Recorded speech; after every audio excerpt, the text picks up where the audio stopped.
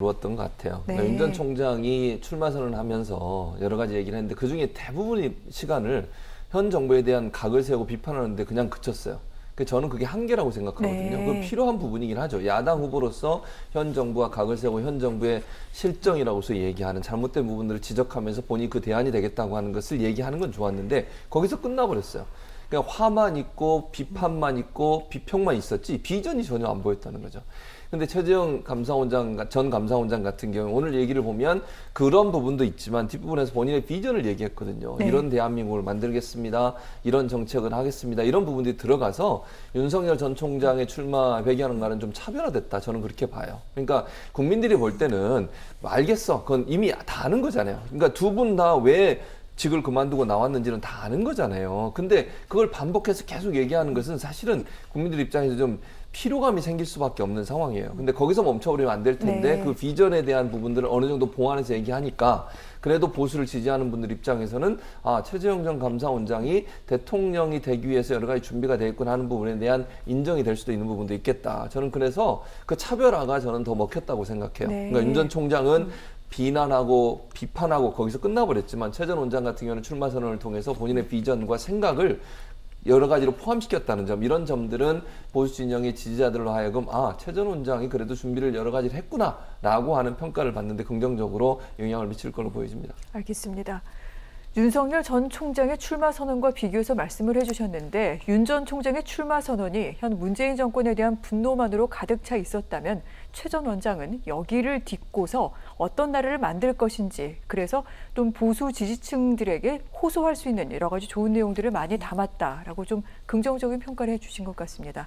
박사님께서는 어떻게 들으셨습니까? 일단 준비를 참 많이 하셨구나 이런 생각이 들었습니다. 네. 어떤 나라에서 국민들이 살기를 원하는가라는 질문을 던지는데 저도 모르게 대답을 하고 있더라고요. 근데 거기에 대해서 어떤 말을 하냐면 나라가 무너져가고 있다. 법치를 다시 세워야 된다. 그리고 탈원전, 어떤 에너지 정책까지 얘기를 했고 눈에 띄는 거는 학부형들은 아마 공감하실 겁니다.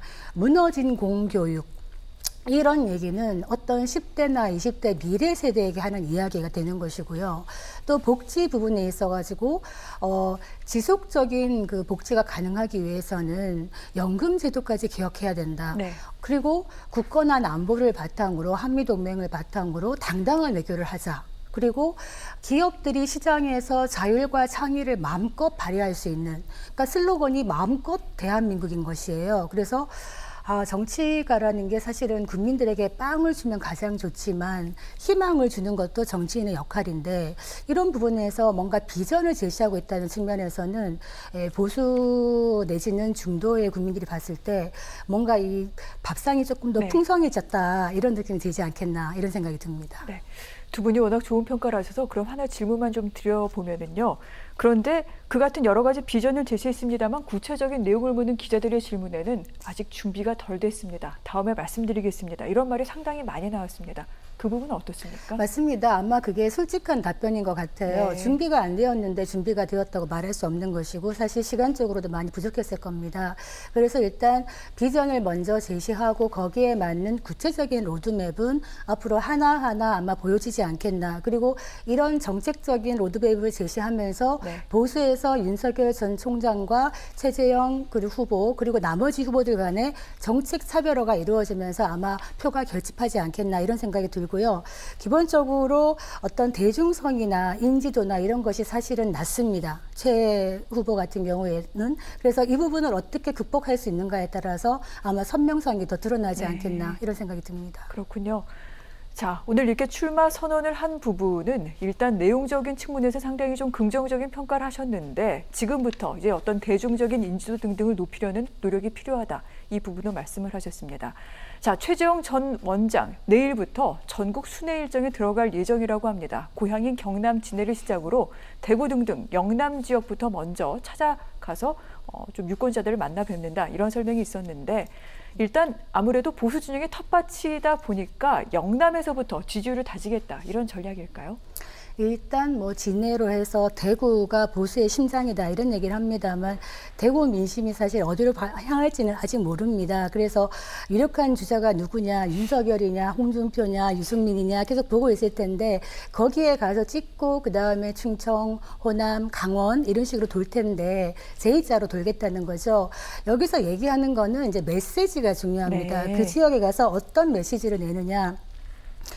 최 전 감사원장 같은 경우에는 나라 사랑 이런 얘기를 많이 강조해요. 이 나라 사랑이라는 거는 사실 모든 국민이 공유하지만 특히 보수가 강조하는 애국심 이런 부분에 대한 스토리를 많이 얘기할 것 같아요. 그 가족들이 지금도 모이면은 애국가 4절까지 부른다는 거 아닙니까? 저는 잘 기억을 솔직히 잘 못하겠어요. 근데 이런 것들이 바탕이 돼서 어떻게 이 나라를 이끌어 갈 것인가라는 스토리 그리고 또 많은 입양 가정들이 있습니다. 이런 가정들의 두 아들 입양 스토리 이런 것들 이런 이야기들이 회자가 되면서 아마 인지도가 올라갈 것 같은데 관건은 이 지역 똑같이 윤 총장도 힘을 들이고 있습니다. 네. 문제는 누가 더 실수를 줄이느냐. 윤 총장, 전 총장 같은 경우에는 지금 아마 말 실수 때문에 스스로 본인 리스크가 크다 이런 얘기를 많이 하는데 이런 실수가 잦아지면 사실은 실력으로 평가받는 것이거든요. 그래서 지금 최재형 후보 같은 경우에도 최저임금 얘기하면서 이거 최저임금 나쁘다, 이거 범죄다 이런 네. 얘기를 꼭지만 딱 대면은 네. 이거 부유층에만 얘기하는 게 아닌가라는 의심을 살 수 있는데 본질은 최저임금 인상이 문제가 아니라 급격한 최저임금 인상을 해서 일자리가 줄어들었다 이 얘기를 해야 되는 것인데 앞으로 이런 부분에서 서로 누가 실수를 적게 하느냐에 따라서 아마 경쟁도가 더 달라지지 않겠나 이런 생각이 들고요.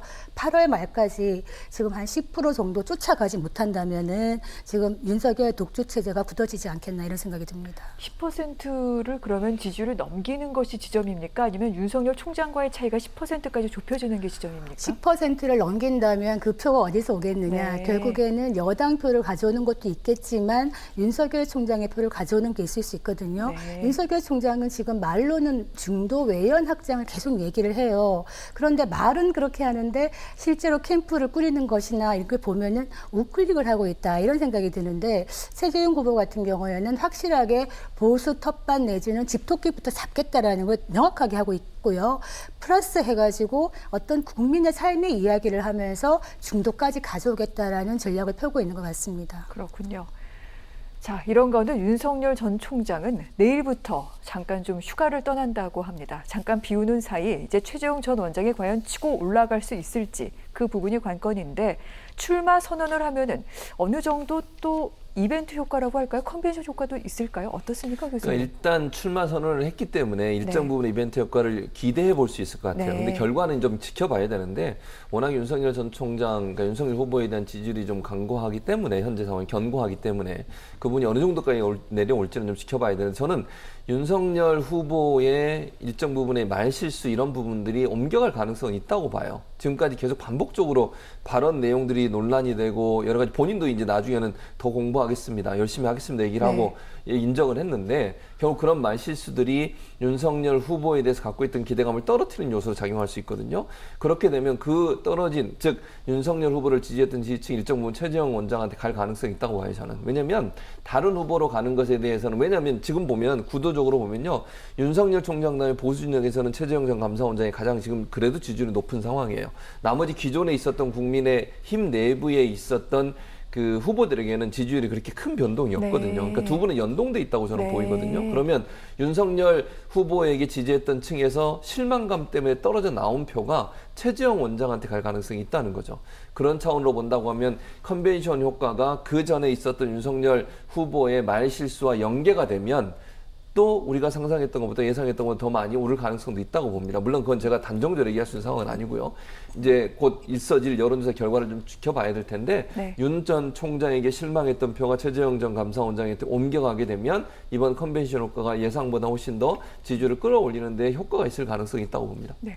교수님 궁금해지는 내용인데요. 어떤 경선, 뭐 여기도 이제 8월 말부터 시작이 되는데 일강 체제가 유리합니까? 아니면 양강 체제가 국민들이 손을 끄는 데 더 나을까요? 당연히 양강 체제가 낫죠. 네. 일강 체제로 가면 흥미가 별로 없어요. 네. 그리고 일강 체제로 너무 차이가 많이 나면요, 경쟁을 해야 사람들이 재밌어 하거든요. 또 경쟁을 해야만 더 적극적으로 정책 개발도 많이 하는 겁니다. 네. 국민들의 또는 경선을 하는 과정에서 지지를 더 많이 끌어내기 위해서 열심히 뛸 수 있겠죠. 근데 너무 강하게 가면, 너무 차이가 많이 나게 되면 관심이 별로 없어요. 재미도 없고. 그래서 제가 볼 때는 이강 체제로 가는 게 훨씬 더 유리하다고 저는 봅니다. 지금 민주당 같은 경우도 이재명 지사가 예전에 많이 앞섰다가 지금은 거의 비슷하게 가면서 이제 경쟁을 하고 네. 있잖아요. 그러니까 더 관심이 쏠리는 거예요. 물론 네거티브도 일어날 수 있지만 그래서 흥행이 어느 정도 보장될 수 있는 조건이 된다고 보기 때문에 1강보다는 2강 체제로 가는 것이 사람들의 관심을 끄면서 흥행을 불러일으키는 데는 효과적이라고 봅니다. 네, 그렇군요.